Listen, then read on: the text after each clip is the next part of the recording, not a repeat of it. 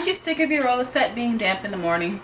I'm going to show you a technique called piggybacking. It's going to allow more air to penetrate your hair while you sleep, just to make sure that your roller set is completely dry. Piggyback is normally used for when straight hair is being permed to make it curly.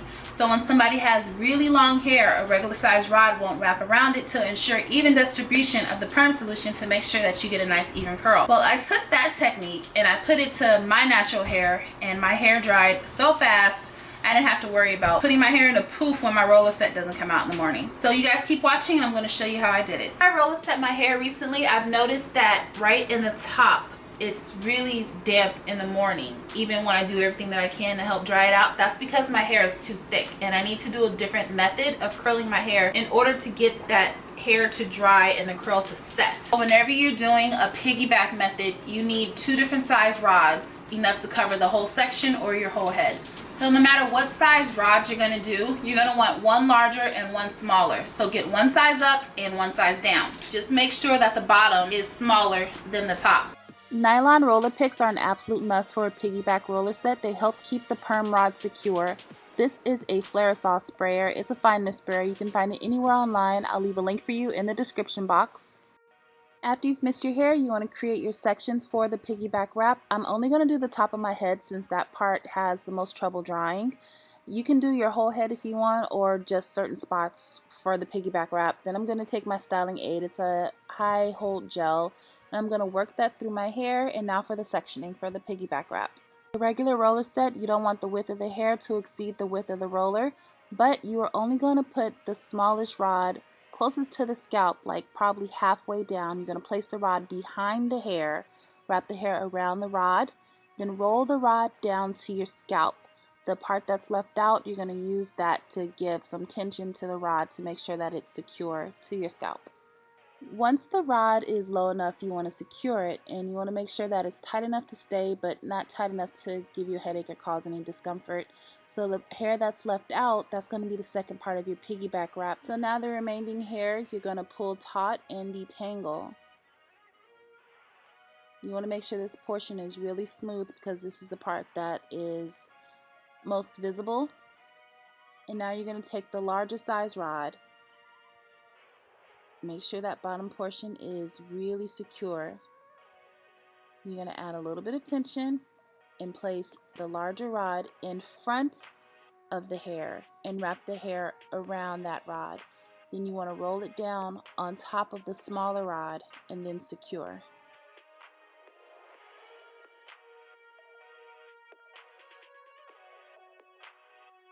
With the perm rods stacked on top of each other, you're going to secure them with a nylon pin.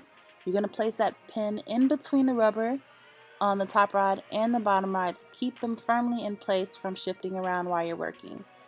You're going to repeat this process all over the section you choose or all over your head.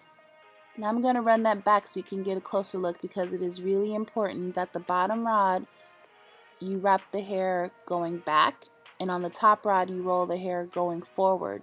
The space that's left in between is going to bend into an S curve.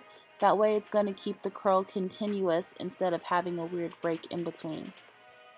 So on each section of hair you're going to have 2 perm rods, and you're going to secure them with the nylon pin.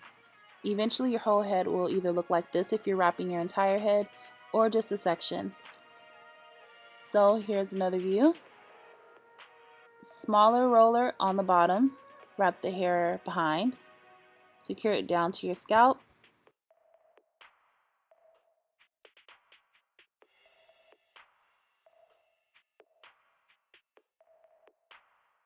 That's the smaller one.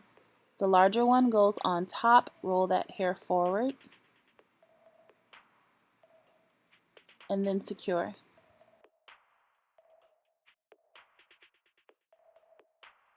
Now you're going to use the nylon pin to secure the top and bottom rod on top of each other.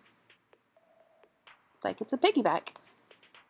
Once you see how fast your hair is going to dry this way, you're going to be in love with doing piggyback wraps on natural hair, simply because you don't have thick sections of hair around any size perm rod that will be damp in the morning. I swear, at night when you wrap your hair, you're like, oh my gosh, this wrap is going to be so bomb in the morning. And then it's just wet. Like, what are your options at that point? You're just going to take everything down, put it in a poof or something, or a clamp or butterfly clip, and that wasn't the intention. Now that you have smaller sections of hair around perm rods, you have so much air traveling through your hair and through your scalp that it's going to dry completely. You can do anything at this point. Read a book, chill, relax, put a bonnet on, and go to sleep. When the morning comes, all your perm rods will be completely dry. You can just unravel them in style. So to take down the piggyback wrap, first pull out the nylon pins. Then you want to unravel the larger rod first, and then roll up the smaller rod. You don't want, yeah, so cute. And it has that curl all the way through. Yeah, so take out the larger rod first, and then unwind the smaller rod. Don't put any tension on your hair at this point. You just want to take them out, and then you can style it.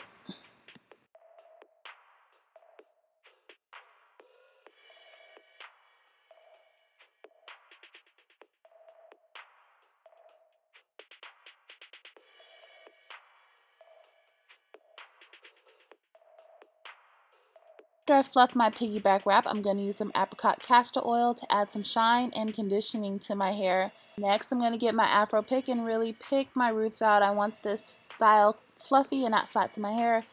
And I like my edges laid. Some naturals like their edges fluffy. Do you? Do whatever you want. I like mine's laid. So I'm going to use this Hicks Edge Control and a regular old school boar bristle brush. And I'm going to lay them edges down. And after my edges are laid, I'm going to fluff out my curls a little bit more. And there you have it. I hope you guys really learned how to do the piggyback wrap, and I hope you don't have any more mornings where your roller sets are still damp. You guys click on some more of my videos, like, comment, share, subscribe, and I will see you next time.